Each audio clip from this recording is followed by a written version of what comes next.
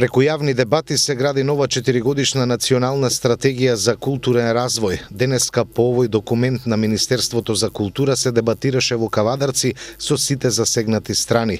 Носењето на новата стратегија треба да помине низ неколку фази. Во првата фаза ќе се направи една посериозна деконтаминација на културниот простор кој што беше загаден од разни импровизации и манипулации, пошто ќе следи финалниот документ, велат иницијаторите на стратегијата.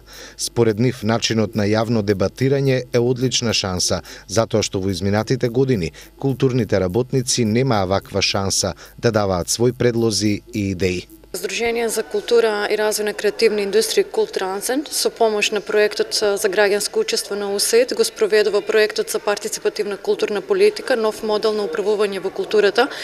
Значи, со помош на овој проект добивме адхок грант за да ги организираме во соработка со Министерството за култура јавните дебати по однос на стратешкиот документ кој треба да се донесе до крајот на јануари, до крајот на декември се извинувам, да влезе во собранијска процедура. Инаку јавните дебати се организираат во 8 плански региони во Република Македонија. Така што еве веќе Кавадарци е последен град, ги исцрпивме дебатите во Македонија, се организира 8 дебати во 8 градови од 8 плански региони.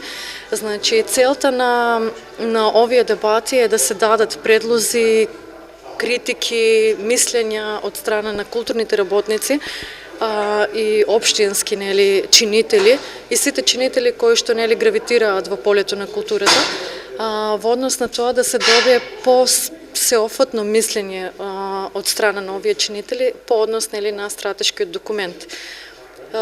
Целта исто така е да се децентрализира процесот на одлучување и одлуките во културните политики да одат оддолу нагоре, полска оддолу нагоре, и преку тоа партиципативно учество да го промениме начинот на размислување во однос на градењето на културните политики во државата.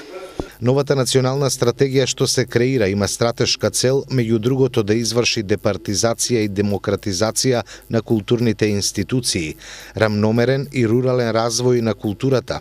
Основна мисија на Министерството за култура е да создаде услови за развој на координирана и ефикасна културна политика преку воспоставување на функционални, законодавни, организациони, материјални и финансиски услови, обезбедување на автономија на субјектите во културата и воведување на принципи на транспарентност. Нема некои големи разлики, еве практично низ многу градови во Македонија се одвива вакви јавни расправи.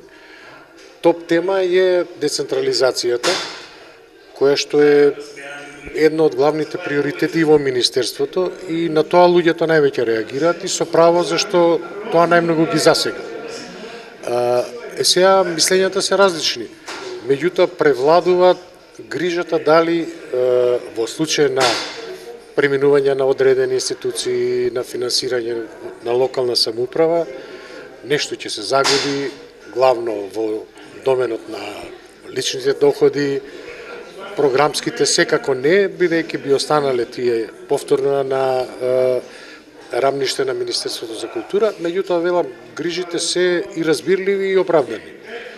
Иако ние најчесто спомнуваме примерот на Скопје, кој што во претходната децентрализација на практично на градско ниво премина околу 6-7 институции и тие одлично живеат.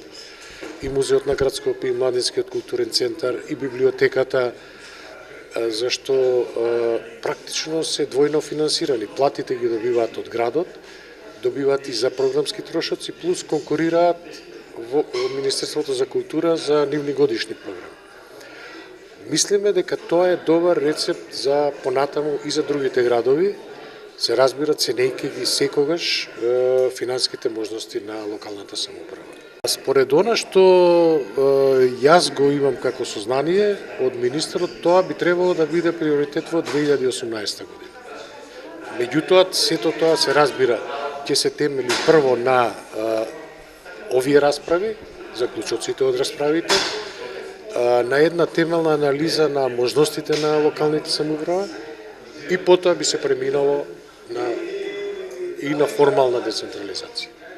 Повеќемина од присутните се вклучија во дебатата со своји размислувања и предлози. Дел од нив ја поздравија новата пракса на Министерството за култура што на транспарентен начин, преку дебата со засегнати, ја изготвува Националната стратегија за култура, и тоа за период од 4 години.